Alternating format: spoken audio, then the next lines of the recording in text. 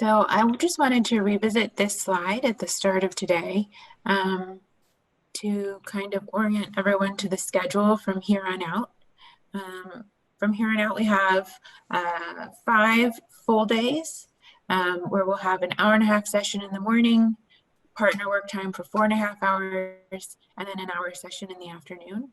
Those hour sessions in the afternoon are going to be mostly with your content groups, where you'll meet in the mid-sized group and kind of share what you've done throughout the day and get feedback as you're moving forward. The feedback I've gotten is that those conversations have been really beneficial, so we're going to kind of try to honor that time.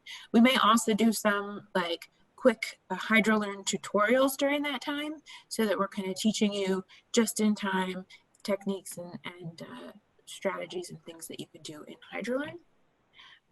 And then we also have 2 half-day sessions, which will be this Friday and then next Thursday, which is our last day. During those sessions, we'll just have the morning time and then followed by partner work time. So I did put this in your slides for today. I'll continue to put it there so you can refer back to, but I'm not going to go over it every time anymore. So welcome to day 3. I have to say that I'm really excited. I'm really excited about the learning activities that I was reading over last night and this morning. I'm really excited at the ideas you all are sharing. I hope you feel like you're learning some things about teaching and the way we're structuring things in HydroLearn, because I am learning so much about water resources and hydrology and different ways that we conceptualize these things. So hope this is a good learning experience for everyone. Today, our agenda this morning, we're going to start with a presentation from a previous fellow.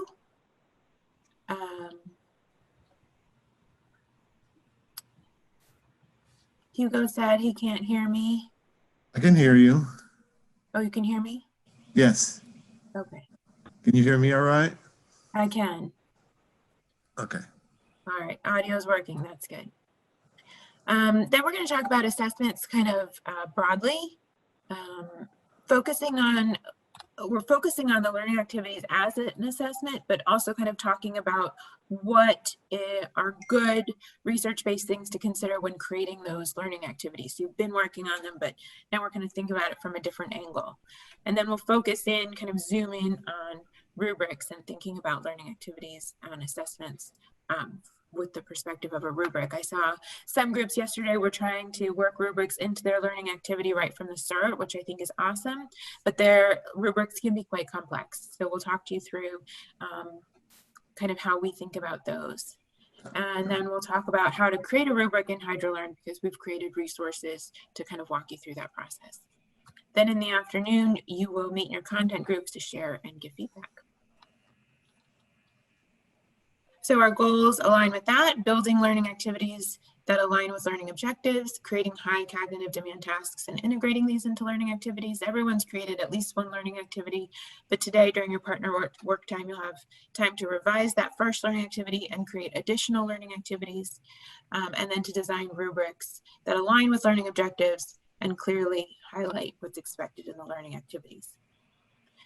So hopefully everyone has has their slides open. Today's slides are in your fellows folder in the meeting slides.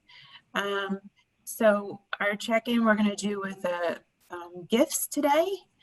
So here's our kind of prompt to think about something fun. If you could only watch one TV show or movie for the rest of your life, what would that movie or TV show be?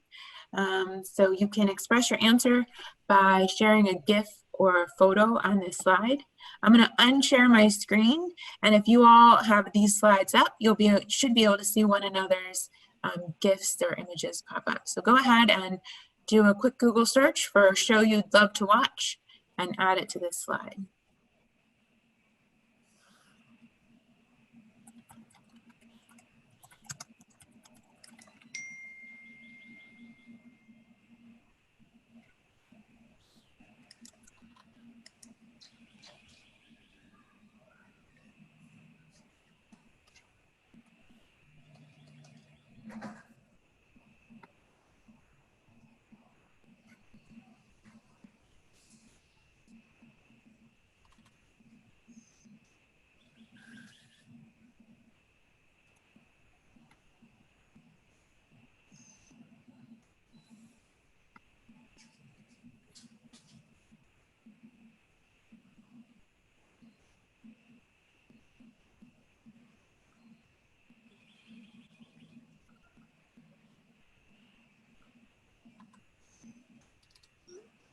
And feel free to cover up the words on that slide as you add your GIFs. They're not the most important.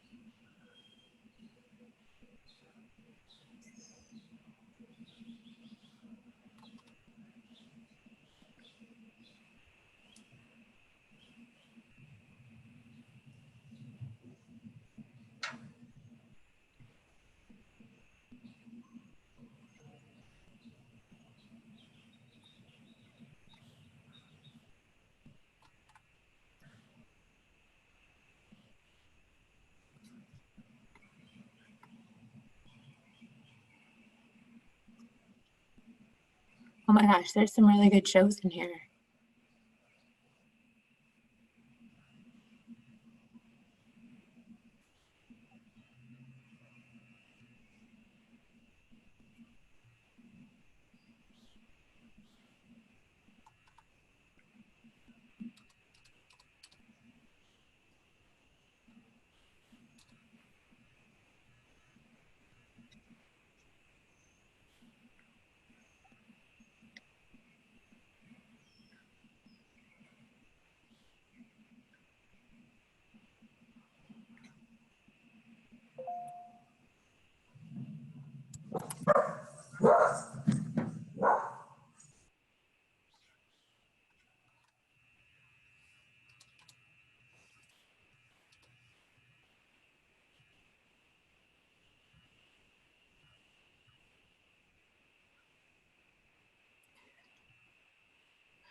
All right, well, I think that's a good laugh for early in the morning.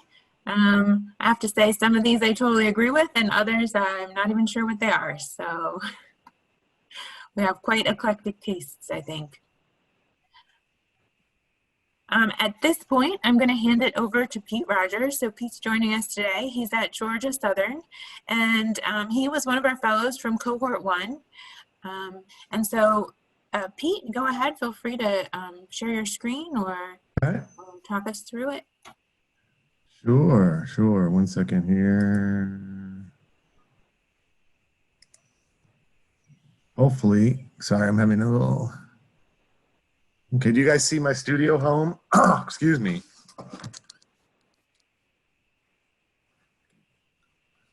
Yep, we can see. Okay, I'm sorry. Are you seeing my Hydroloam studio home? Yep, we are.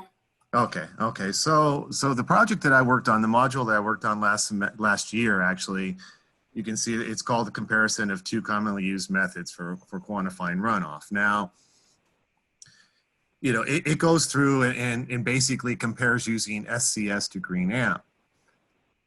But the truth of the matter is the module's a lot more than that. As an instructor, you know, my focus in this module was a little different. There are 2 things I noticed. First of all, when most students take a hydrology course, especially, you know, the entry-level course, there's a couple things that happen. First of all, they never see how all the pieces fit together.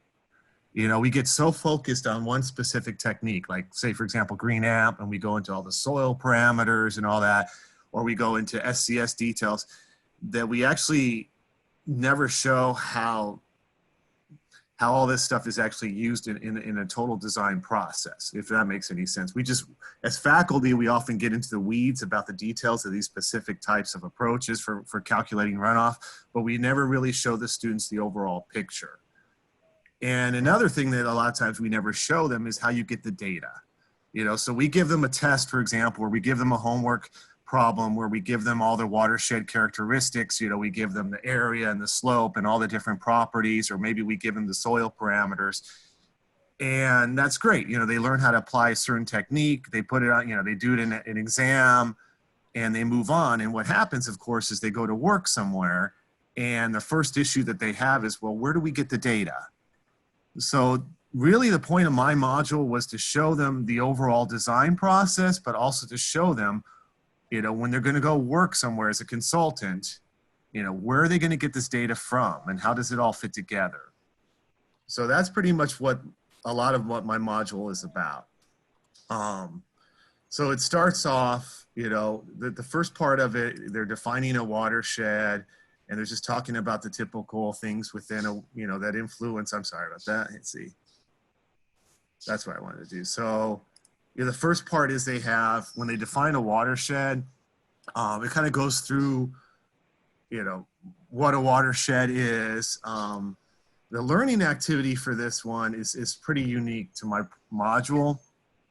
What I do is I show them where they would get information for the watershed. For example, if they were a consultant and they're being hired to analyze a watershed for, let's say, a mall project that they're going to work on, where do they get the information? Where do they get the parameters for the delineation and so forth?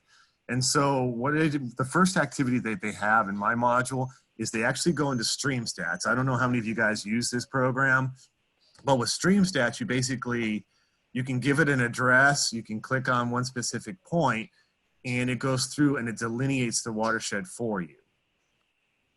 And once it delineates the watershed for you, you can export the shapefile, and now you have this shapefile that you can go into the next step. So using StreamStats, you get a delineated watershed shapefile.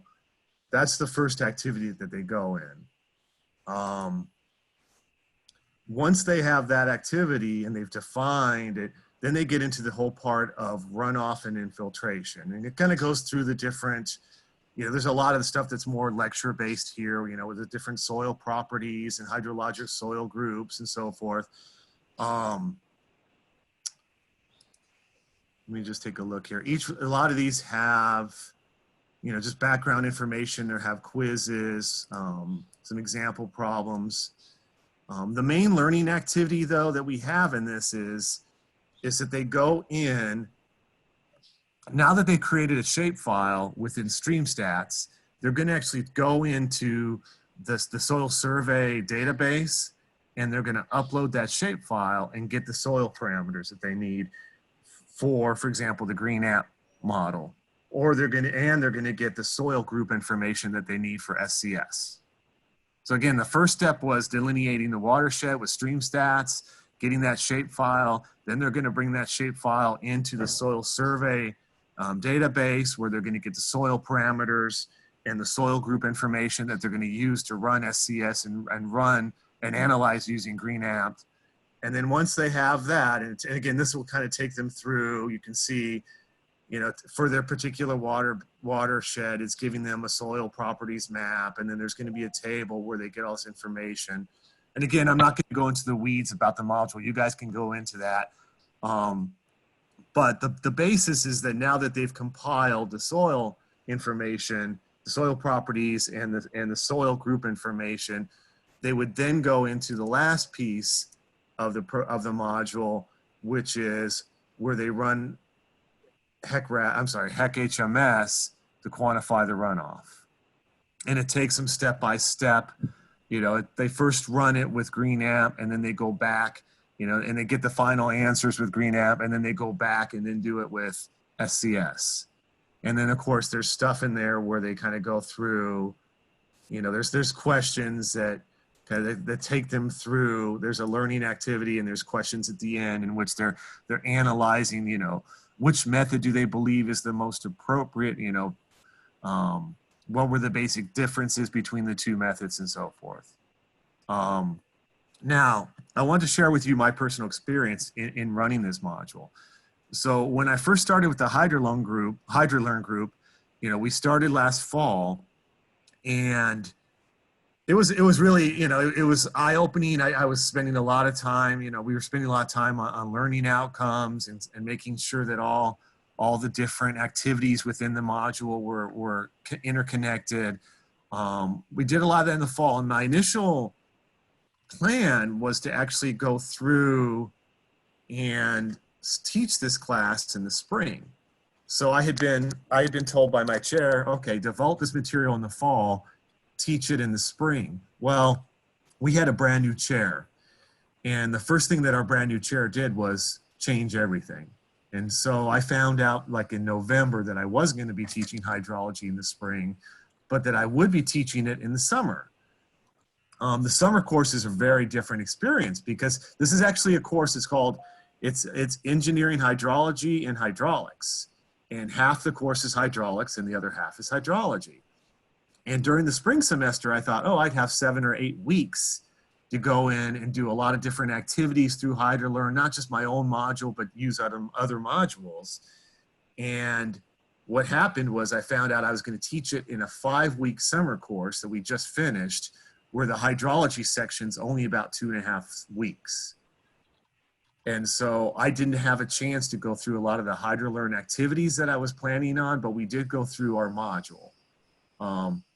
And it was a very different experience because, again, when I originally designed the module, I envisioned that the students would work on this module during lab time. You know, that they would have some part for homework where they would go ahead of time and look at the background information and go through all that material in HydroLearn, but that we would spend class time in a lab kind of going through some of the learning activities together. And that way, if they had a question, they'd raise their hand and I could help them. And if there was a common question, we could all, you know, I could go up to the front of the room and talk about it as a class. And things were quite different because during the summer, what happens during the summer, it's all online. And the way we structure our classes here, at least the way I do mine, is I make everything due Sunday at midnight. So, you know, if they have a module that week, that module starts on Monday at 12:01 in the morning and it ends Sunday at midnight. And so each student had the whole week up until Sunday at midnight to go through this module. And I wasn't sure, I remember telling Melissa, I wasn't sure if they would be able to go through all this on their own. Because again, I originally envisioned that we would be going through this as a class, and if there were questions, you know, especially with HMS, you know, it could be very particular. I used to work at HEC and I know the material pretty well, and I know that there's a lot of little things that you can do wrong. And the truth of the matter was I was quite surprised. The students really loved doing the module. I made the module worth 10% of their grade. So it was a 1,000-point course and they made it worth 100. The average score on that module was about an 84, 85. I got a lot of feedback from the students. I just looked through my course evaluations, and I would say about 30–40% of my course evaluations highlighted the fact that they liked the HydroLearn activity, that they really appreciated me showing them how everything fit together, how talking about watershed characteristics and delineating it through US stream stats was tied to the soil database, where they got the soil parameters and the SCS group information, and then how that finally went together through HMS. Because again, in the past, I think students just don't get that. They don't get the picture about how it's all tied together, and they don't get an idea about where they would get that information. So with that, that's pretty much the experience that I wanted to share with you guys. Again, they really like the HydroLearn activity. I was surprised with how few questions I had about it. And I would say, again, probably 70–75% of the students had, quote, the right answers. They had answers that were very similar to mine. And the ones that missed stuff were just missing minor things. They had issues with conversions. You know, maybe they didn't put acres, for example, into HMS or whatever it was. But overall, it was very successful. And I was pleasantly surprised because I wasn't sure how it would be in an online course. So with that, I'd love to entertain any questions that you all might have.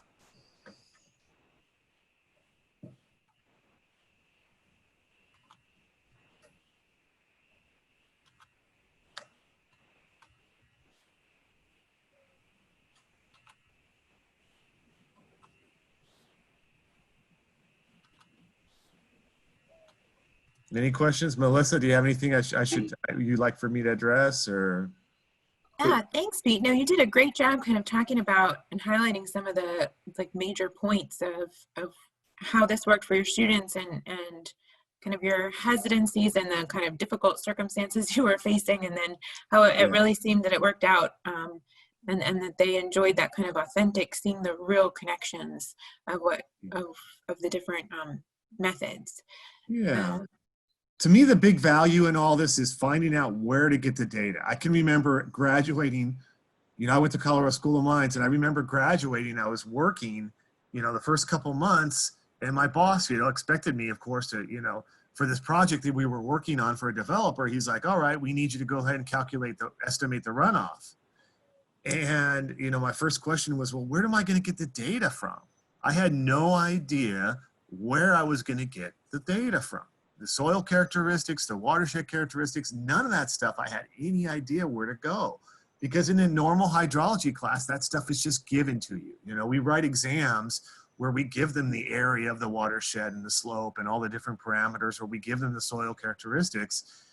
And now, if it's a graduate course, of course, you go into more details, but for most students, and again, this was geared towards the students who are going to graduate and go to work as consultants, they just they don't see how it all fits together, Melissa, and they don't see where they would go and get the data from.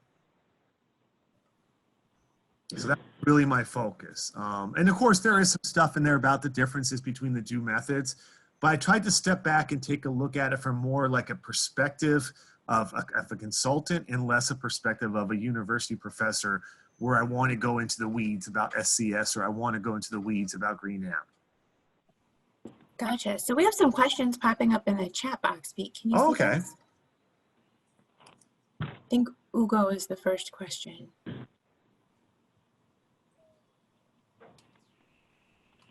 Let's see.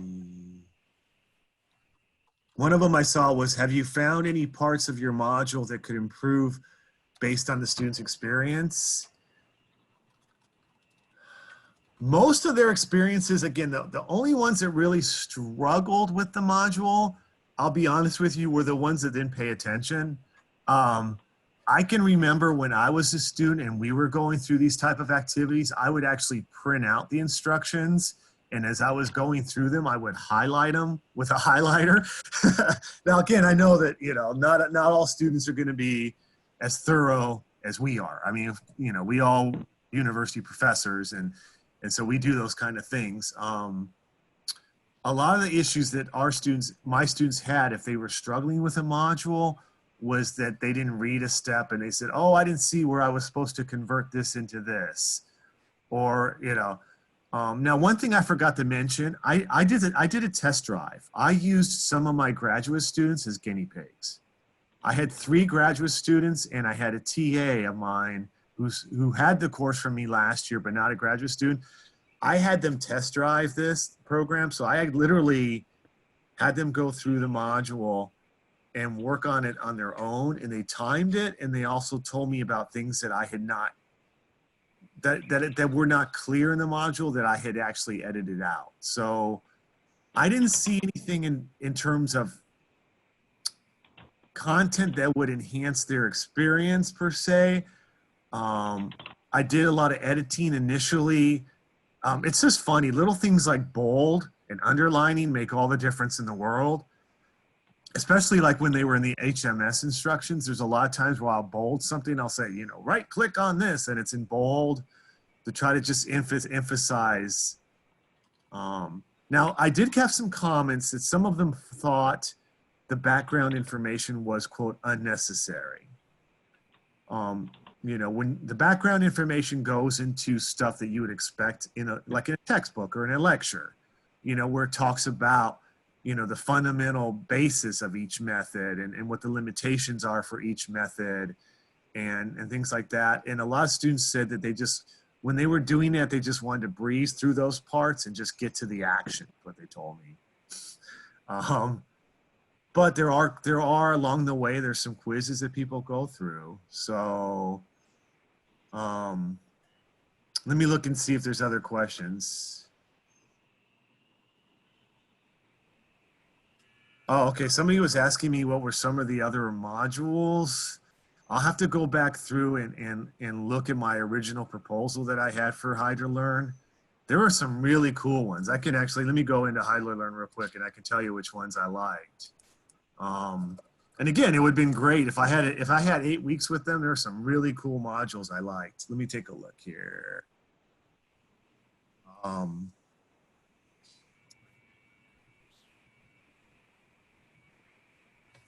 I was hoping to use, okay, one of the ones I wanted to do, there's a module called Developing Storm Inflow and Outflow Hydrographs. That was one of the modules I was planning on using. Let me see. In my hydraulics portion of the course, we do some stuff with culvert design, and there's a really good module called Culvert Design using HECRAS. Um, I was going to use that. I had a learning activity that I had done years ago where it was just a Word document where I took them through HECRAS step by step and had them do that. But the culvert design using HECRAS module is probably, it's so much better than the activity that I originally had planned. That was one I was also going to have the students work through. Um, there was one other one I really liked, and I'm not seeing, oh, the development of design storms. That was another module that I thought was exceptional for what in our class, was just showing them how to come up with that information. Again, my plan was when we had a lecture on these different types of topics, I was going to implement, so if we were talking about design storms, I would have implemented a learning activity with this. One thing that I didn't mention is during the school year when I teach this course, what I do is instead of meeting 3 times a week for say an hour, we meet twice a week for an hour and a half. And the first day we meet, say it's on a Tuesday, the first day we meet, I usually spend that time on the quote lecture part of the course. So that's when I would go through the material of the lecture. That's when I would go through and do some examples. I would give them some type of learning activity. And then the second time we meet is usually when I do more of the lab-based type of thing. So for example, it could be a physical lab where I take them outside.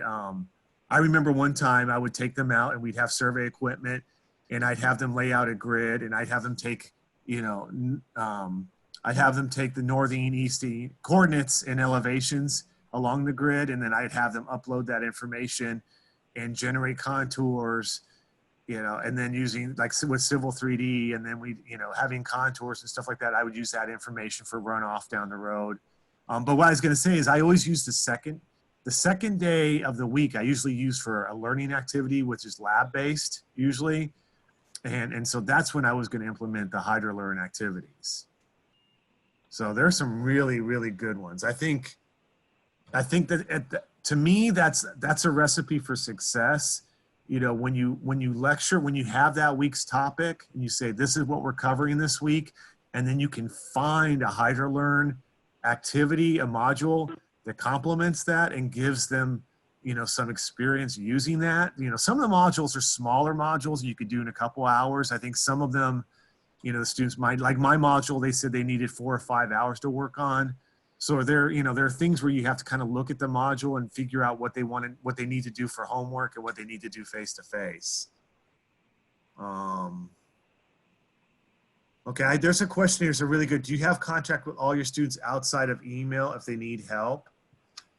Absolutely. So school year, of course, I have office hours. I have during everything going on in the spring and during the summer, what I use is virtual office hours. So I use Zoom, and I do Zoom sessions, and I basically tell the students I'm available these hours every week. I usually have 2 or 3 hours a week where I'm pretty much just locked in on Zoom and I'm sitting there hoping that somebody logs in and has questions. I have a tablet connected to my computer where we can go through and work through numbers if they want to, or I can go and pull up, a lesson, or I can pull up a HydroLearn activity and do a share screen with them.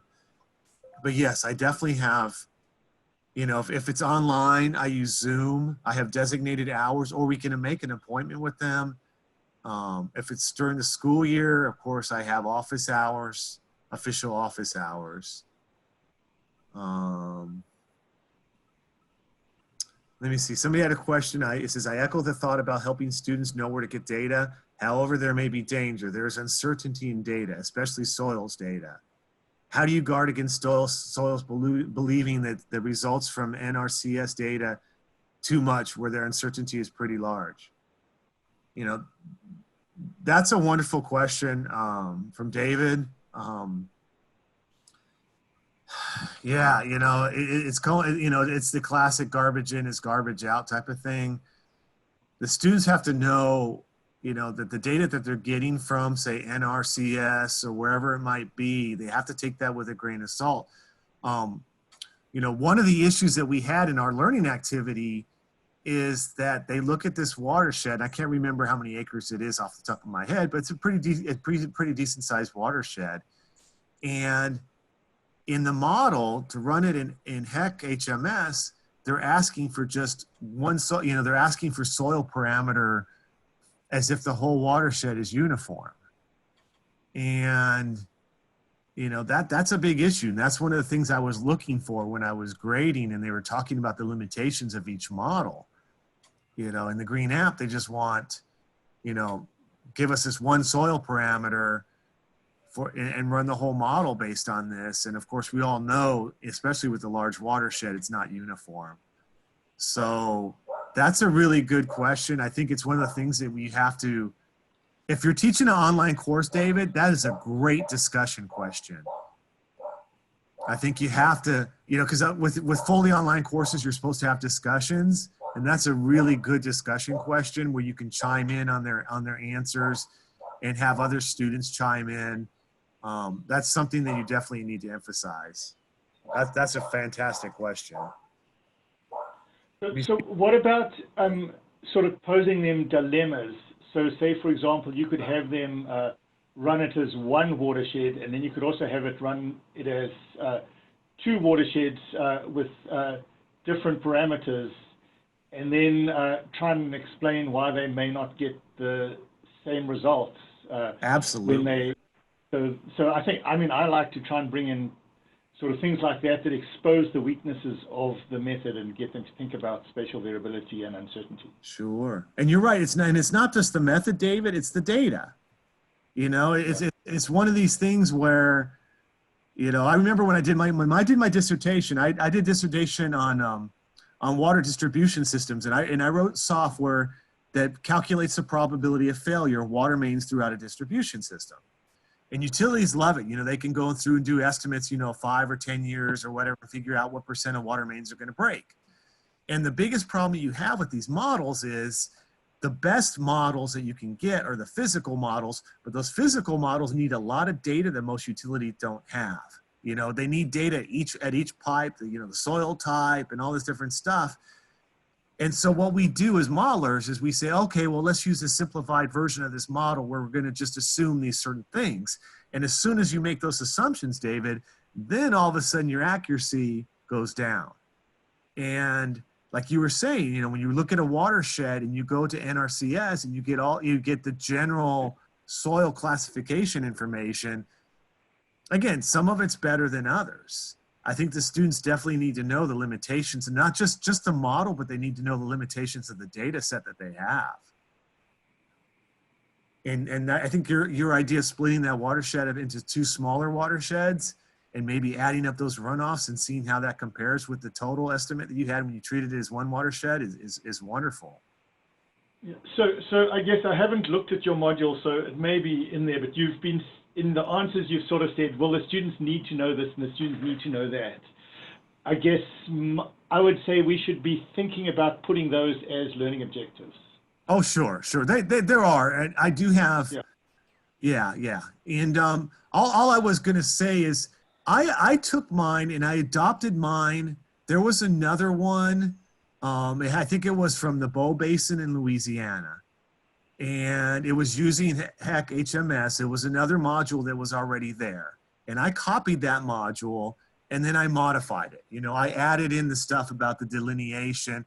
And some of that, you know, a lot of that module had a lot more detail about, like that module went into an enormous amount of detail regarding green amp, a lot of detail. And one of the students that I had looking at that as a consulting engineer, and he said, I'll be honest with you, Dr. Rogers, I went through that module and it was way too academic. Just way too academic. Just so much, a fascination with the equations and the differential equations and all the wonderful stuff, the academic prowess of that model. And there was nothing in there about how a practitioner would use it. So I tried to find that middle ground, David. I tried to figure out, without, we can't just say, here's the final equation, now run with it. We've got to tell them the limitations, and when they need to know, where the model comes from and the assumptions that model uses. Like, even if they're going to use something like the rational method, when can you use the rational method? Up to what size, and what are the fundamental assumptions on that? I do have in individual activities, their learning outcomes. I tried to do my best to link them for the most part. And I also had a really good review. Melissa and Imad and Jenny, went through those modules. And if I was inconsistent with some of my expectations or some of the outcomes that I had, they tried to help me kind of bring those in and tie them into each other, if that makes any sense. But you're right, you have to, look, I think if you take my module and you break that up into pieces, if you say this week we're going to do this and this week we're going to do that, then you can go into and have a better discussion about, what are the limitations with Green Apt, and when is this a good model? And, why is it that most consultants prefer to use SCS? And, and when is SCS appropriate and when is it not? And I think in a class that you teach during the semester and you have a lot more time, even if I taught that class during the semester, when I took hydrology as a student at School of Mines, that was a 16-week course. Now, but I also had a 148 hour program at School of Mines. Now we've got a 127 hour program where we take hydrology and hydraulics and combine it into one course. So, I think it's a little harder sometimes to go into specifics when you have 8 weeks of hydrology versus 16. But if you have a course that you can go into the weeds and you can actually go into more details, absolutely. I was just trying to be realistic, especially teaching it during the summer session. I mean, my God, they're going through hydrology in less than 3 weeks. As you can tell, I'm not a huge fan of the summer session, but it is what it is. 5.5 weeks, and it's material that's got to be covered in 5.5 weeks. So hopefully, I'm hoping that I gave them enough through that module where they can learn, those two fundamental methods. They can learn about the method, the limitations and the application and how to get data for those. But you're right. You're absolutely right. The more you can do with it and show exposing the limitations, the better. So Pete, we have one more comment in the chat, and I think this is the last comment because we promised you we wouldn't keep you too long. So oh, sure. If you want to take a look at David's question for you. Yeah, does your experience indicate that students do not or retain any historical context for application? And we should not teach ourselves.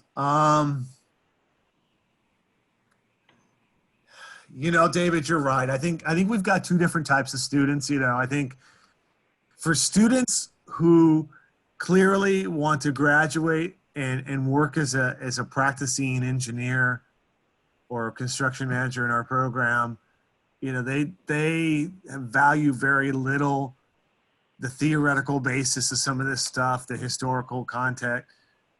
You do have the other group of students, like for example, if you're teaching a hydrology course at the graduate level, I think obviously those students are going to care more about the details because they signed up to take a graduate level hydrology course. So they clearly are interested in this topic. And they may be going on to great things at the, PhD programs and all that.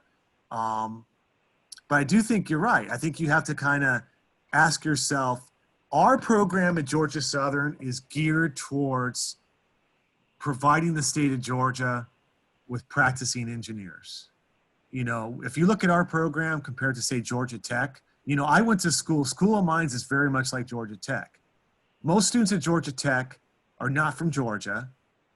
They're either out of state or out of country students. And when they finish Georgia Tech, they're going to go back to their countries, or they're going to go to graduate school, and they're going to become professors, and they're going to do great things in those academic areas. And so, you know, the students from Georgia Tech, they're more geared towards going to graduate school, and they're going to be more into the theoretical basis. But what we have at Georgia Tech, or I'm sorry, Georgia Southern, is geared towards providing the state of Georgia with a workforce. And our workforce, these students want to graduate, they want to go to work, and they want to apply this stuff. And most of them want to use software. You know, they want to go onto that website and they want to grab the soil information and they want to upload it into HECRAS or HECHMS or whatever software they're going to use. And they want to model it, and they're seldom going to question the data that they have, and they're seldom going to question the basis of that model. So I think all we can do as instructors, to be honest with you, David, is we can present that. We can try to test them on it. We can try and influence them as much as we can to let them know that, you know, knowing the limitations of things is important. As practicing engineers, they're going to get themselves in a world of problems if they don't know the limitations of these techniques that they're using. But at the same time, we have to be realistic. And it's you know, they want to use software. They want the final answer. They're happier going into a software program like NRCS and getting the soil properties and not asking where they came from. And I don't know what we do about it. I really don't. Unless, I don't know if you have any further ideas, but yeah. I feel like this is a great conversation to continue over a beer later. I agree with you. That's the same kind of conversation I have when I have a master's student who sits down and says, "Hey, Dr. Rogers, I'm thinking of applying for a PhD program." The first thing I tell is that we need to meet somewhere and have a beer and talk about this. You know, you know, because, you know, honestly, you know, does the additional 3 or 4 or 5 years, you know, they have to really want it if they're going to go into a PhD program, right? And these are conversations over a beer. I agree with you, Melissa. Yeah. I mean, I've got a quick comment. There may be a balance. As students are going into the profession, I mean, sure, there's a push for them to just get the software, to just get the right answer quickly. There's also an element of professionalism that they're going to have to eventually be PEs and putting their stamp on things and stand behind their results in a design. And we may be able to sort of bring some of the sort of ABET outcomes and get them thinking along the responsibilities of thinking a little bit more deeply than just following a procedure. You're absolutely it's a struggle, correct. but it's worth thinking about. Well, you know, that and from a, you know, I'm our program coordinator, and I just wrote our yearly SACS assessment report. And, you know, we always struggle. Some of those ABET outcomes, especially the broad-based ones, you know, with the ethics and the, you know, the global societal context and all those, you know, most faculty really struggle to incorporate those. You know, we struggle in our program sometimes to assess those, you know, in which course do we do that? And of course, we do, like a lot of programs do, we assess that in senior project, you know, and so forth. But you're right, this could be a golden opportunity in your junior levels. Sorry.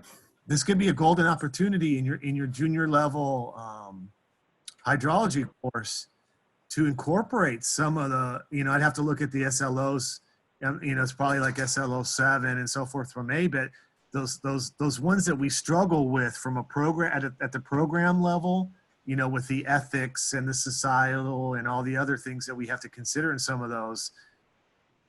This is a great one. You were just talking about the ethical perspective, you know, where does this chime in with ASCE Code of Ethics? You know, as an engineer, like you said, when you put your signature on that design, you know, for better or for worse, it's yours, you know, and yeah, I think that's a great point. Maybe now, you know, one problem that we have in this course, David, I didn't mention this, but unfortunately our hydrology course is not a required course in our program. it's an elective.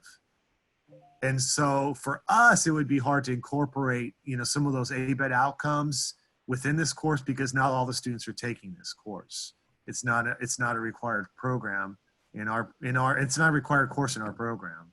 But yeah, I think if you're the program coordinator, or if you at your university, I think you need to think to yourself, wow, this is a great opportunity to incorporate some of those ABET outcomes in this course, because it does touch on a lot of the societal, ethical, and a lot of the issues that you have. Just this is just a quick comment, Peter. Yes. Also something that I think in my case, the students that I teach they are mostly will end up being either regulators or working for NGOs. Yeah. And it's environmental science. Okay. And one of the things that is super important is to let them know, so they actually know the nuts and bolts, and they know how to review, in this case, projects or this type of work when it's coming from the engineers, and how to assess it, how to identify what are the shortcomings when a method can be used adequately or not. So Sure. I do think that having at some point that kind of discussion, it is good. I think it's just to keep everyone checked. You wanted to mention that. You're right. As a matter of fact, Sam, you're absolutely right. Like I just had just a few weeks ago when we finished classes, there was a senior design presentation, and there was a group, they weren't my group, and they were doing runoff estimates for a project that had oh my God, I think it was like 1,000 acres, and they were using rational method, if I remember right. And it's like, really? And it wasn't an urban watershed. It was way above and beyond the 200-acre limitation. You want to use a rational method, and your students need to know those kind of things.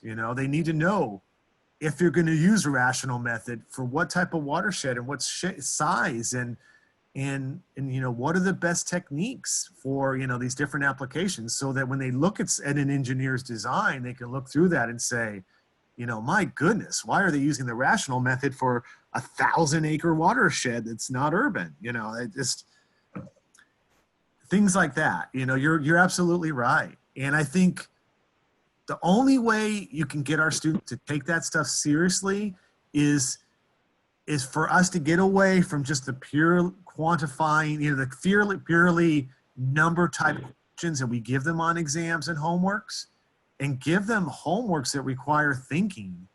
The students in my summer class, I'll be honest with you, they complain about my discussion questions because they're not questions that they can just go in the PowerPoint and look up.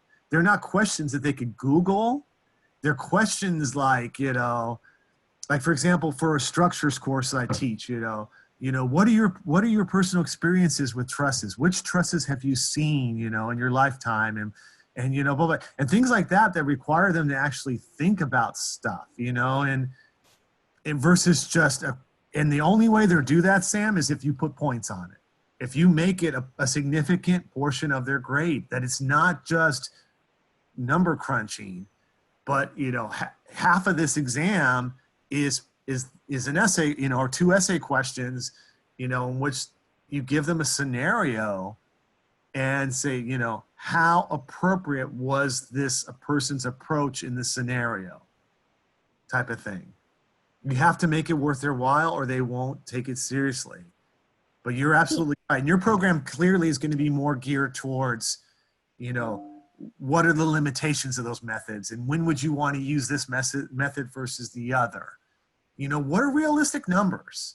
It sounds silly, but a week ago, I was grading final exams, and I asked them, what a realistic value for a friction factor is on a pipe, and I had students giving me absurd values, just absurd things like 3.5, for a friction factor, and just, having a realistic idea of what, why is it you don't have that many scenarios? If you go and look up curve numbers, you don't see a lot of scenarios down there where you have a curve number of 10 or 20 or 30. Most of the curve numbers that you look up are, that 50 to 80 range, let's say. Why is that? To have, to give them ideas about realistic values and when you can use different techniques. That's huge. Yeah, I think that's such a valuable conversation that we're having here. I'm Yeah. actually going to refocus us on some rubrics, which is the next topic we need to talk Yes, I'm about. sorry, Melissa. That's okay. We really value your contributions, and I think it drives home the point of creating authentic tasks for students to engage in, so they're not just computing numbers and processing. And maybe in the modules you guys are developing right now, you know, this conversation, take it to heart, and maybe, you know, in the module that you're developing, go against our natural, and I can speak from an engineering perspective. As an engineer, my natural tendency is to go into the fun technical details. That's what I like. You know, I like the math, I like all the technical stuff, and I like running the numbers. But maybe in these modules that you all are developing right now, think about, you know, some of these questions that you ask and these learning outcomes where you have the students go through, and not just something that they look through the module and find a quick one sentence answer for, but have them reflect on something in that module about when is this based on what you learned in this module, when would this be appropriate type of questions. I think now's the perfect time in your module design, guys, to do this stuff. And I'll let it go. I absolutely agree. And so we're going to talk next about kind of how to get that started. Pete, thank you so much for your sharing and all your great input for us today. I think this has been some great conversation. Sorry if I went over, guys. You know, professors like to profess, so my apologies. I think we all enjoyed it. Thank you so much, Pete. Take care, guys. Have a good one. All right, so we're gonna kind of shift some things around, and we're going to kind of jump right to talking about rubrics. So if you're following along in the slides, I'm jumping down to slide 21.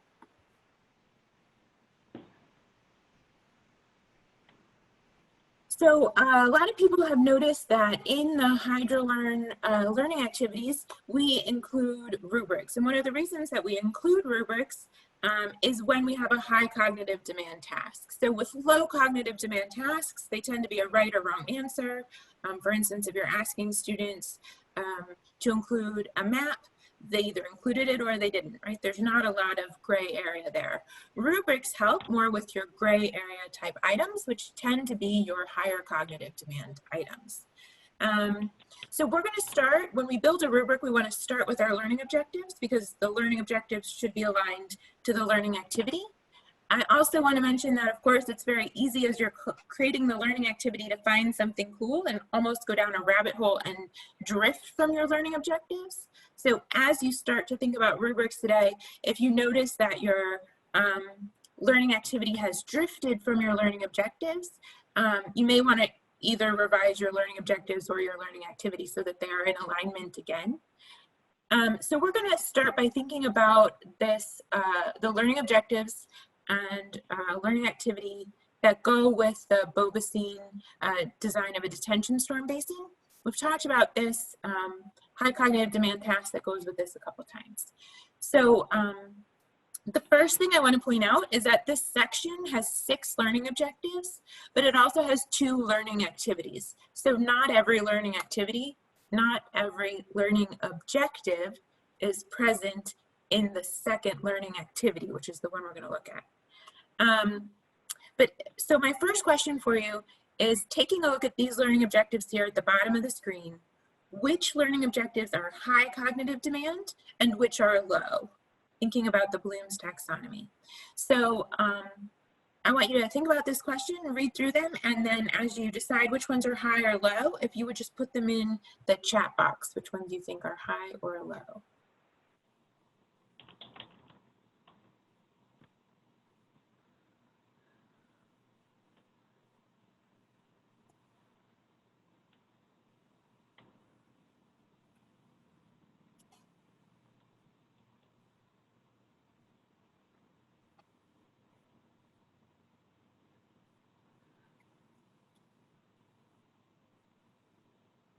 All right, so we've got some agreement. If you got the slides open, you may have looked to my next slide, which has the answer there. Those first 3 are lower, And then the next three are higher cognitive demand, which makes sense as you order your learning activities, your learning objectives, they're probably going to go from low to high because that's probably how you're going to present your activities and you want them to build up. So when we start with learning, objectives. And then we look at to design our learning activity. And then we create a rubric to match it. So I'm going to open the learning objectives. I put that link in there for you so you can follow along. And I'm going to open the learning activity that goes with it. So I mentioned that there are actually 2 learning activities in this section. And so learning objectives 2 and 3 are not covered in the learning activity we're looking at right now. They're covered in the other learning activity. If I say the word learning one more time, I think my mouse might fall off. So we're going to scroll down to the rubric here. And here's some questions I want you to think about as you look at the rubric. 1 is just kind of a broad, what do you notice? 2 is, how would the rubric help you if you were a student? And then the third question is, how might the rubric help you if you had a TA? So if you're on this page, you can scroll down to that rubric. What do you notice in general? How would it help you as a student? And how would it help you if you had a teaching assistant?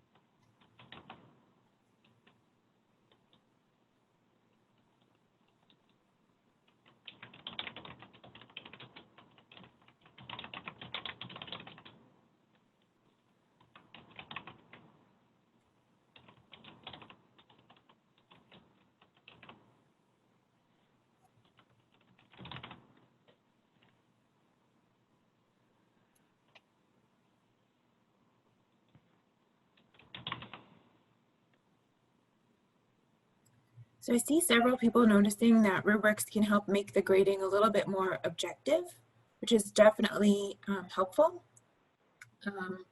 One thing I was talking about with a group yesterday is if you get tired as you're grading, say you have, you're grading for like 6 hours, 7 hours, you're getting tired, maybe you're cranky, your grading can become more biased based on how you're feeling and your moods. Rubrics help with that.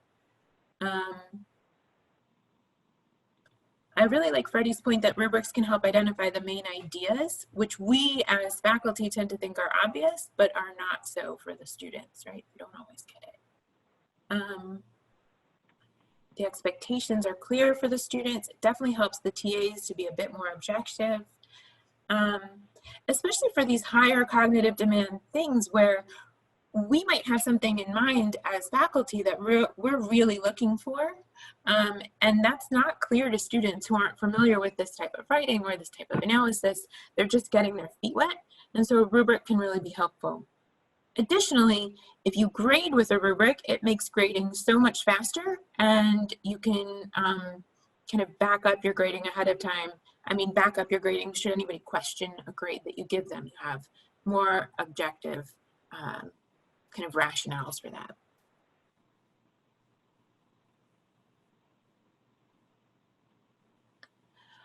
So Freddie's made another good point there. I think Freddie must have a lot of experience with rubrics, that it's very hard to use another person's rubric, and that I've been making rubrics for 16 years, and I often find that the first time I make one for a new assignment, it doesn't always capture quite what I wanted it to, and I don't always realize that until the assignments start coming in, And then I go, oh, why didn't they do that? And then I realize it's because it's not in the rubric. And so they're getting higher grades than I wanted them to because I didn't put it in the rubric.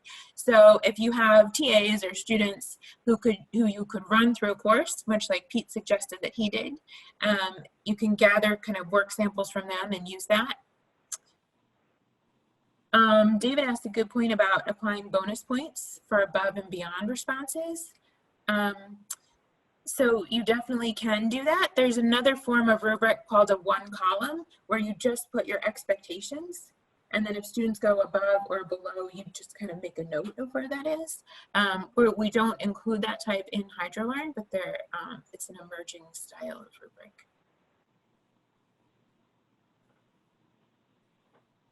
Christina commented that she would add a fourth level with above and beyond. And that's how she would address Freddie's comment.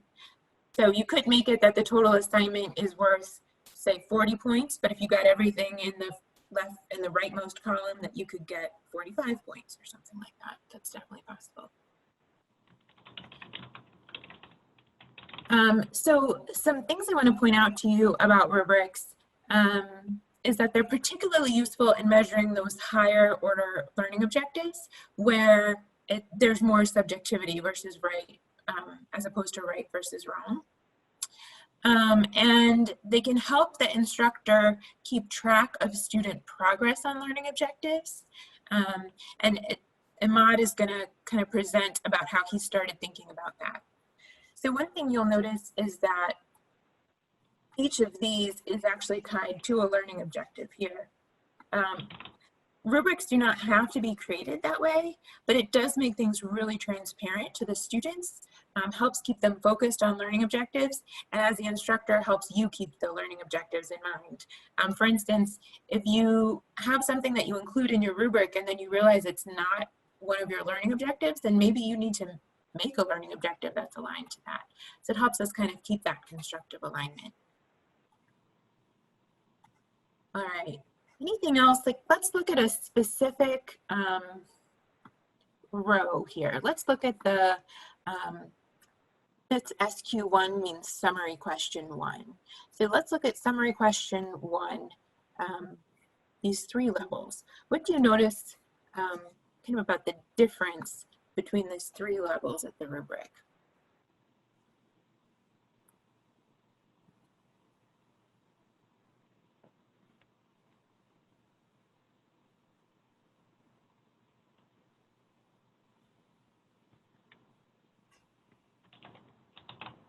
Thanks for putting your thoughts in the chat box.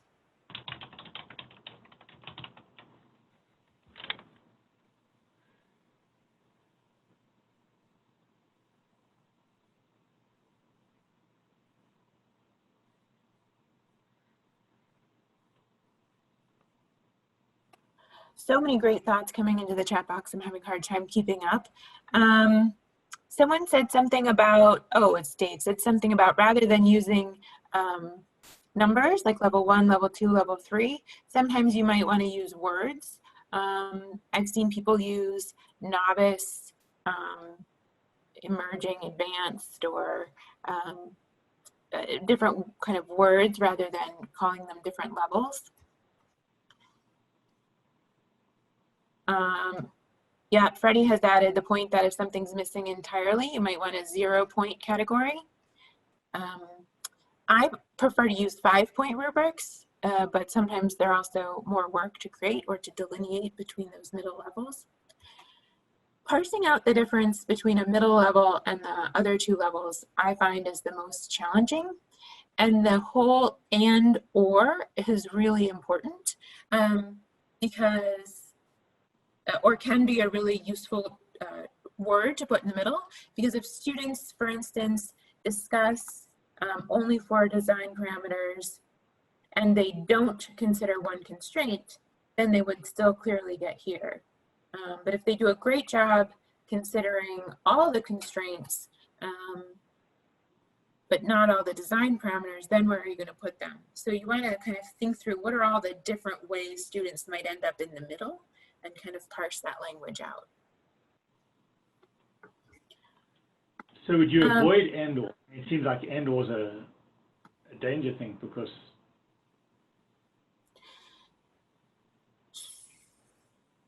So, well, I guess what I mean is that you want to really think out if you want the and or the or if you want an and or.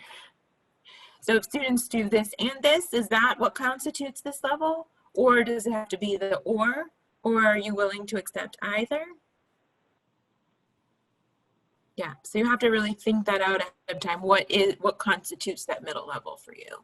Which is where I think sometimes more levels helps. You could have and at the second highest level and or at the next highest level. But I found it useful when you have sort of those and ors, because there are numbers in between those rubric levels. So it's like, well, if they have and, then maybe you drop them 1 point below that specific level. So maybe it would be 7. But if it was actually, or just, I don't know. That's one way of dealing with it that I found useful. Yeah, that's but a if you'd great be doing suggestion. that, maybe you should spell that out. Yeah, that's true. Yeah, that's true too. So it depends on kind of how much flexibility you want as the instructor with that.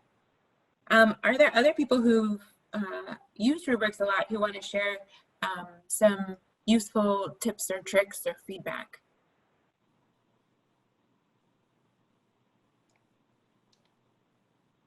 Did you find any students who tried to do the minimums with rubrics, using rubrics? I have a completely different experience from my students' days, where we are expected to do a complete, thorough problem-solving design. Now, I know the importance of rubrics, but I get sometimes into the more or less a discussion or argument with the students. I did include this, I did not. And so they become, they just want to do the minimums and to get the grade. That's maybe my difficulty with the rubrics. I use them mainly with senior design, course content. There is the other issue actually, because we team teach the senior design, and even though it is the same rubric, they get different grades, and sometimes they are significantly different between the different professors. And that's when we, as the instructor of the course, they come back to me and say, why Professor X gave me 95 and the Professor Y gave me 72 or something like that on the same presentation or same report or something like that.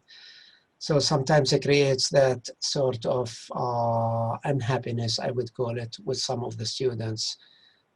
It doesn't matter how detailed your rubric is, they practically, even though you say discuss those safety, environmental, economic factors, if they write a sentence, they expect that is good enough or something like that. So I personally, even though I am more or less forced to use them for assessment purposes, for ABIT and something like that, I still like the old way where I'm expecting the students to go well beyond the minimum effort to reach whatever. If they could not find something on the rubric screen or sheet, usually you don't find it in their reports or in their assignments. So I'm wondering, Zudi, if you need to add more to what the highest expectations then would be for your students. And another thing to think about is the points you assign. So there are various debates about how to assign points on rubrics. I usually make my middle level equal to a C. So if students got all the way down the middle level, that would be a C, and the highest level would be an A. And I kind of qualify what would, if I were grading this assignment openly, what would count as an A. People have different perspectives on that, and you are welcome to your own take on it. As far as working with other instructors using the same rubric, that often causes difficulties. And so a suggestion from educational research, where we use rubrics a lot to capture observations in classrooms and qualitative human data that can't be captured with metrics.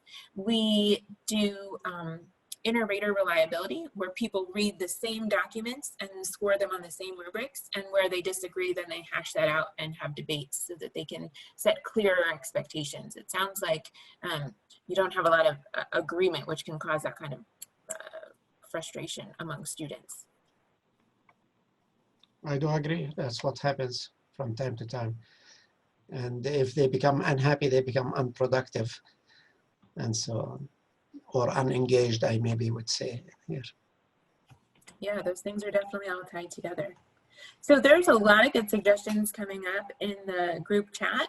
If you haven't had a chance to read through those and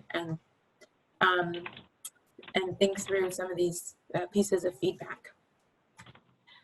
So Jenny is going to kind of walk us through now creating a rubric in Studio, and also talking us through maybe some, updating us on a technical challenge we're having with Hydra Learning. So I'm going to pass it off to Jenny. All right, give me just a second while I share my screen. All right, can everyone hear me better today?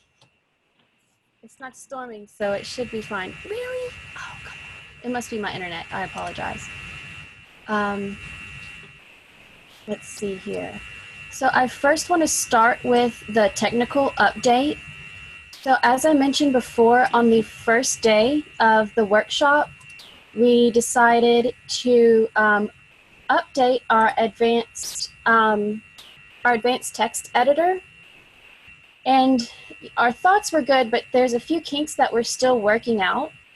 So the main thing that's affected by the advanced text editor is the learning activity template. And I'm sure maybe some of you have even seen this issue so far. I'll show you what I see on my end. There's formatting that is present inside of this activity that you can't see when you're in Studio for whatever reason. So like here, there's a bullet, here, there's a bullet, and here is numbering. Even when I'm looking inside of the advanced text editor, I don't see it, but I know it's there. When I click it, I see that this is highlighted. So obviously it is numbered. However, if you publish and view live, or even if you don't publish and you only select preview, the result is the same.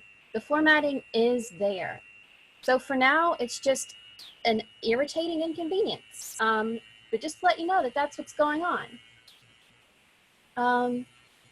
The other thing that's going on with the advanced text editor is that's the way that we insert every table, so rubrics as well.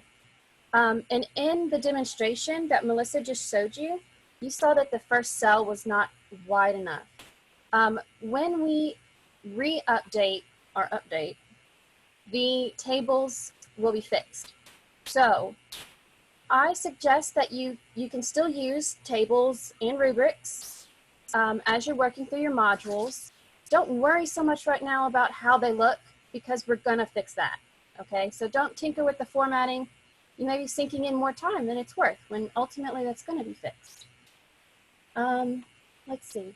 In order to deploy our updates, we will need to take the platform down for a certain amount of time. I think it's gonna be about an hour. And when we get ready to take it down, we will let you know far in advance, so that way you know during this set time, I'm not gonna be able to work on my module. You don't need to worry about losing any of your work. We always back up everything before we deploy an update, and then we also back up the backups, just in case something happens. And furthermore, we always have backups every day to answer the question y'all had a few days ago. Let's see. Melissa, would you like me to go over the hyperlinking also, or just go straight to rubrics? How are we doing on time? We're doing okay on time. Will you start with rubrics, and then we can talk about the hyperlinking? Yes. Because you can hyperlink in the rubrics too. Where are my slides?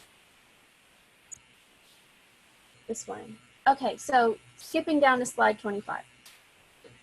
So we have a component that's just for rubrics, and it's very easy to add.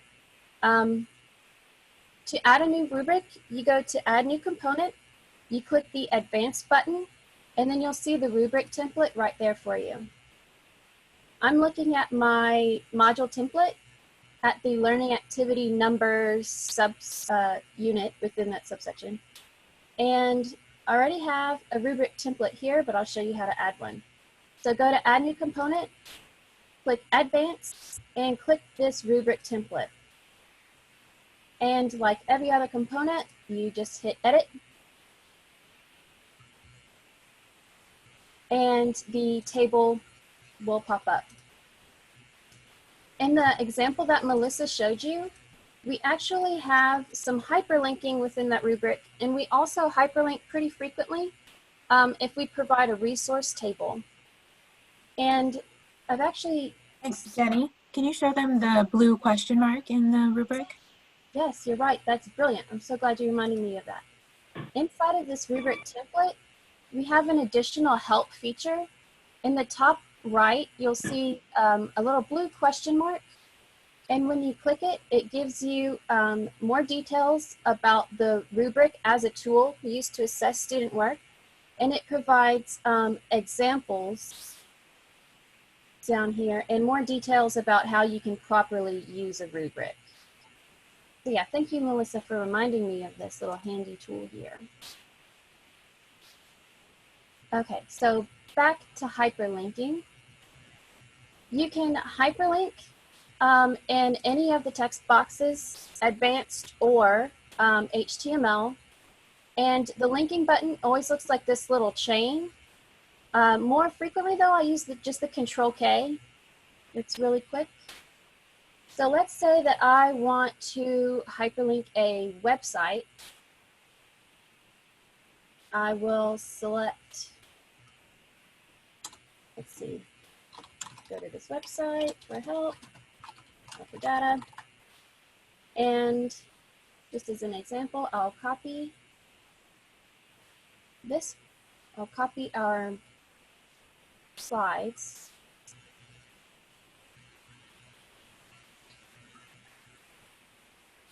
Copy that link.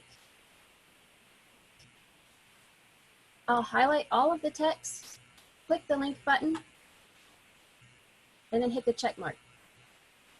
So once the hyperlink is saved, you can edit it by clicking the pencil, or you can unlink it by hitting the chain with an X. When students see this within HydroLearn, and if they want to open it in a new window, they're going to need to right-click and then open a new tab or window, because unfortunately our little hyperlinking feature doesn't offer to open in a new window or a new tab. Let's see. Just save that. And the other popular hyperlinking that we do is hyperlinking a document. That one is slide 13. So to hyperlink a document, the hyperlinking works in the exact same way. The only difference is that you first have to upload your document into your files and uploads in your studio. So in case you're not familiar with that, from your studio, you click content and then here, files and uploads. And this takes you to like your library of images and other files that you may have. And you can even filter by type, which I find helpful when I'm looking for something specific. So within this module I'm looking at right now, I don't have any documents, but I have here an example. This is what it looks like inside of your files and uploads. Once you find that document you like, you have to click the studio link, this one right here. If you click this web link, it won't work.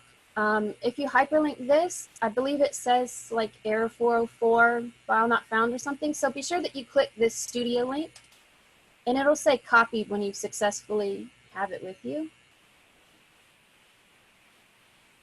And then you can go back to your learning activity.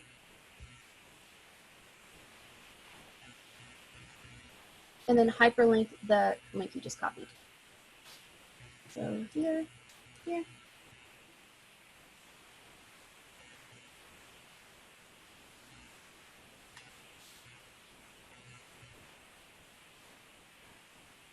Let's say that I'm going to change this unlink, hyperlink, copy it. The studio links always begin with the /static. So that's when you know you've got the right thing. I'll click save. And again, if the students, no, actually for a document, all the students have to do is click it and it'll automatically start downloading and they'll see the progress bar in the bottom left of the window. If you want to see an example where we have a document and a website as in a resource table, you can follow this link to go to the soil properties learning activity in our Bobeson module. And if you want to seek more details, we do have a unit in HydroLearn 101. I believe it's in section 2. That's called File and Media Uploads. Or you can just follow this link to learn more. And that is my update for rubrics and for hyperlinking. Do you have any questions for me?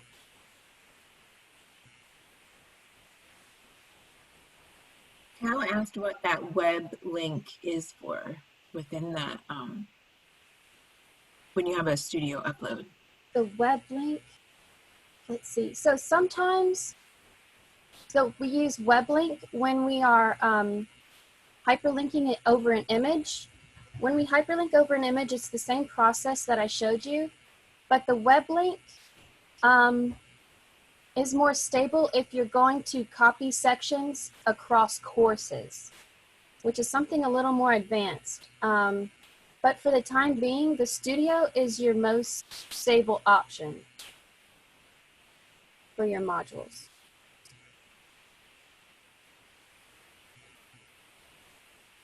Wow, the chat box is hopping.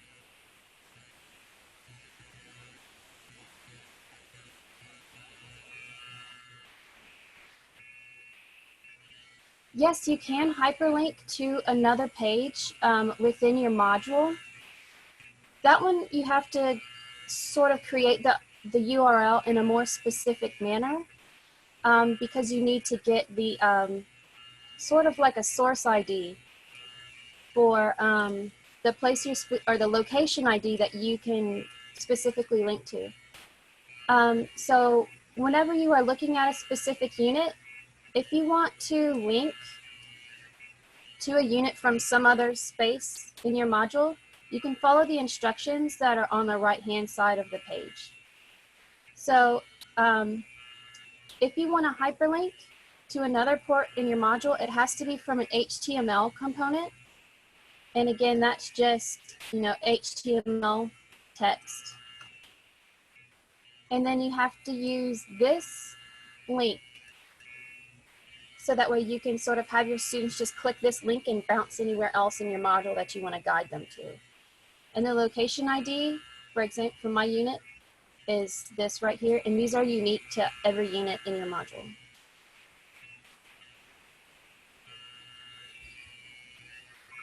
All right, thanks, Jenny. So we have our technical guides here today, and they'll be happy to help you with any questions you have as you work to create your learning activities and rubrics in HydroLearn. Any other questions for Jenny? All right, so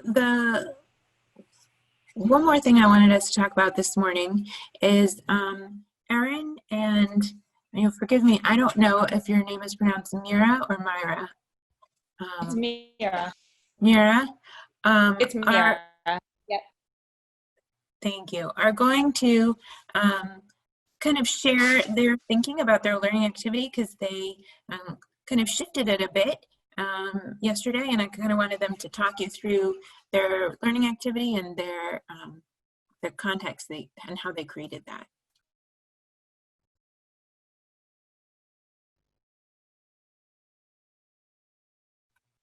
Go ahead, ladies.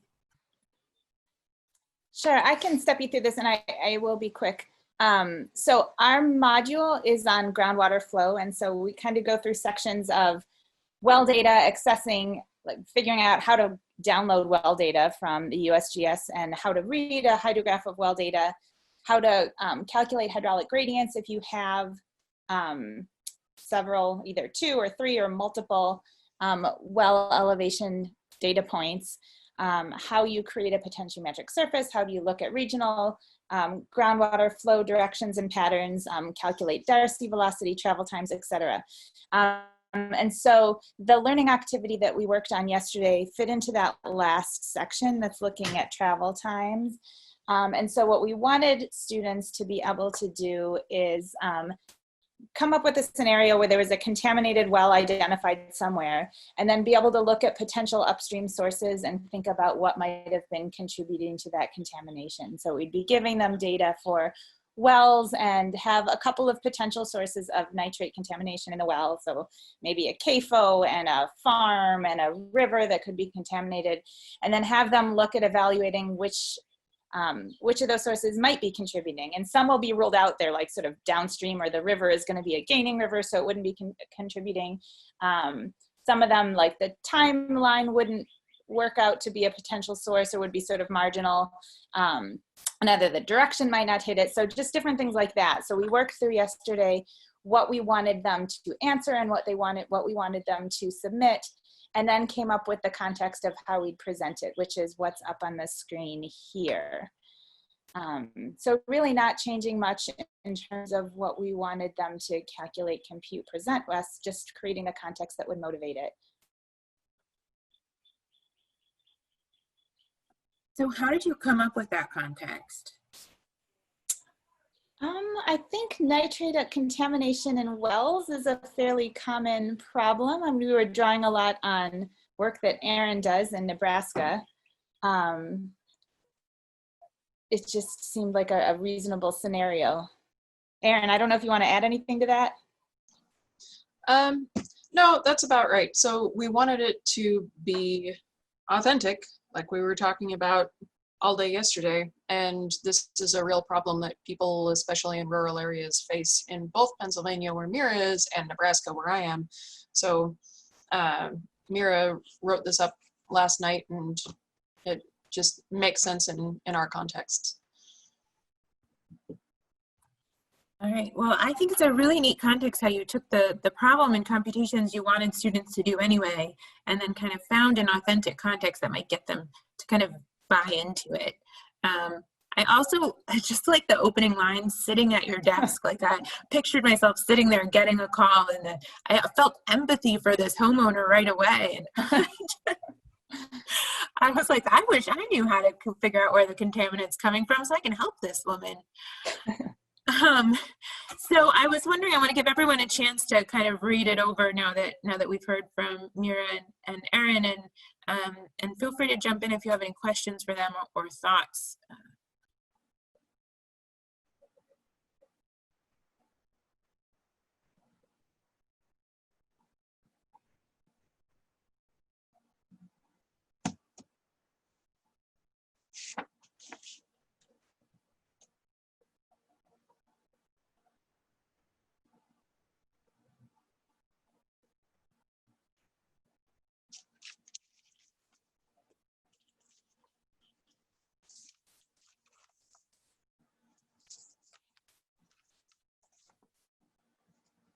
Thanks, Alex, for jumping in the chat box.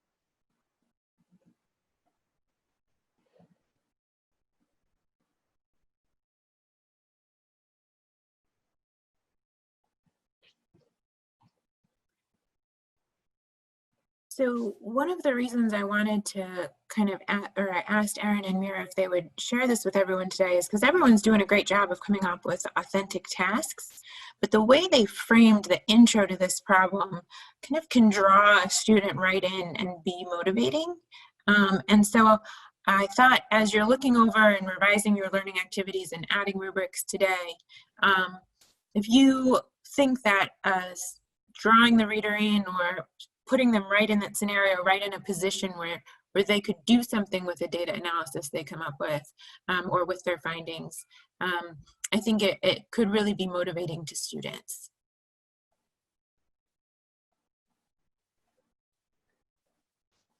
Yeah, and I see, Willie, I see your point that, you know, the regulator is not going to be the one who's doing that. And I totally understand that. But I didn't want to leave them hanging, because the regulator just cares about the concentration level and that it's out of compliance. But I didn't want to leave them hanging that there would be no long-term actions. But in reality, like anything that they would done would not fix this individual home's drinking water. They'd probably have to go to bottled water for a little while. So yeah, we'll be a little more nuanced with that. I appreciate that. All right, so as we move into our partner work time today, we want to keep you focused on some of the components of a learning activity. So this is a checklist of things that we look for as we review, as we will review your modules at the beginning of August.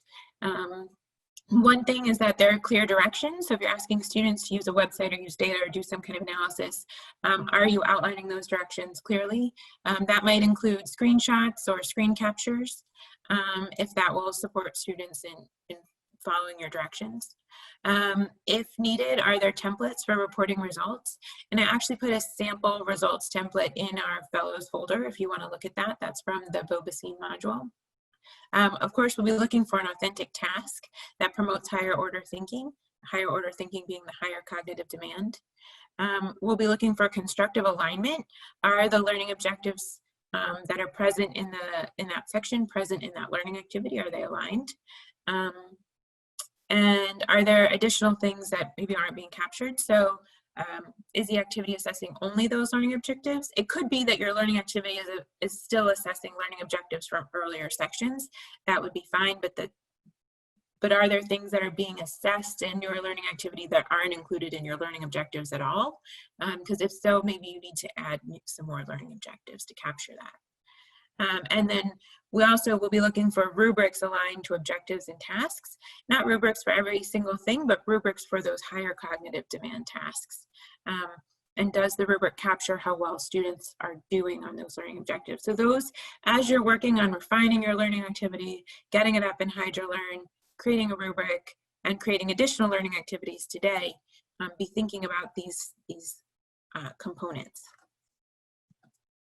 So we're going to go into our partner group time now. We'll work until 5, 4, 3, or 2, depending on your time zone. We'd like you to add a rubric to your learning activity. There is a rubric template in Google Docs. However, we're finding that tables do not copy and paste well into HydroLearn. So you might choose to create the rubric directly in HydroLearn rather than first creating it in Google Docs. That's up to you. So to create a rubric for your learning activity and then revise your learning activity as needed and begin to create additional learning activities for your module. With those additional learning activities, it's your choice if you want to create them directly in HydroLearn or in Google Docs first. As you kind of move along and accomplish some of these things, if you would email us to let us know so we could be giving continuous feedback, that would be super helpful. So that's what we're working on for the next 4.5 hours.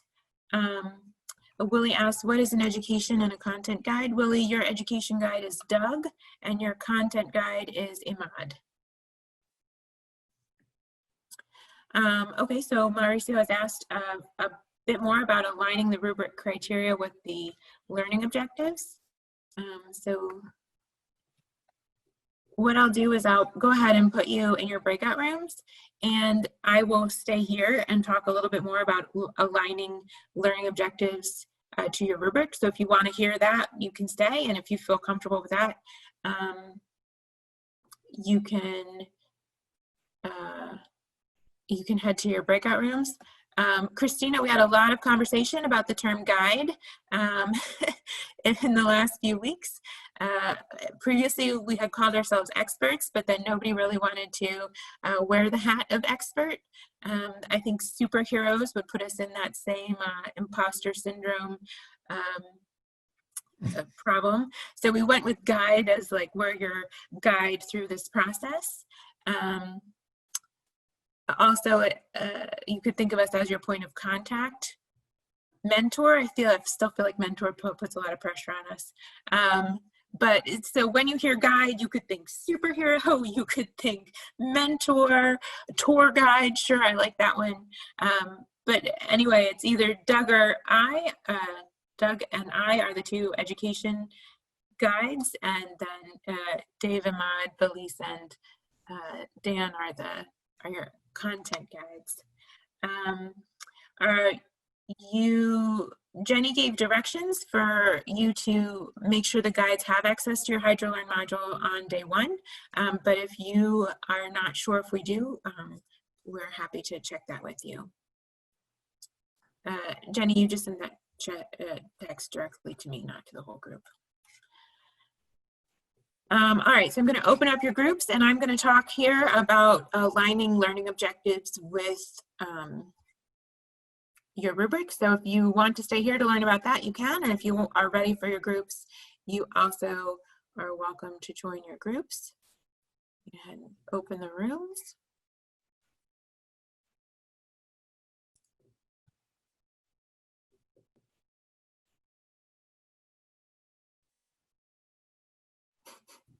Technical medic. Christine is very, very creative here, I feel like. So when thinking about aligning our learning objectives to the rubric, I'm going to go into the Boba-Scene module again. And so here are the learning objectives. So for instance, the first learning objective, the student will be able to navigate HEC-HMS for future design applications. That was one learning objective that was assessed in this learning activity. And there are two ways, there are two activities, there are two tasks within the learning activity that would correlate with navigating HEC-HMS software. One of those is creating the HEC-HMS results table. And so that's aligned to learning objective 1. And then the other is creating the hydrograph and summary table. And so the rubric then details each of those items and clearly states that it's aligned to that learning objective. Another learning objective, go ahead, Mauricio. Okay, so that's great. So it doesn't mean that each of the rubric rows, I guess, or criteria have to be like matching one single objective. It's all right if all of them actually are associated with one objective. Yeah, right? it is. Mm-hmm. Oh, okay. Yeah. Oh, okay, good. Thanks for clarifying, because to me, like, you know, the rubric criteria were just like, you know, very specific, or like the way I've done is like the very specific points that help me, you know, grade that assignment. Whereas, you know, my learn objectives, I have, you know, 8 for the entire module. So, okay. Yeah, and so we initially had it more like that, where it was just the criteria, but then we realized as we were going back and doing constructive alignment that sometimes we put criteria in here that didn't align to any learning objectives, which forced us to think, well, is there actually another learning objective happening here? So we found that telling which learning objective that criteria matches with helps us reflect on if we're assessing all the learning objectives and if we are assessing extra things. Excellent. Thank you very much for clarifying that. Perfect, not a problem.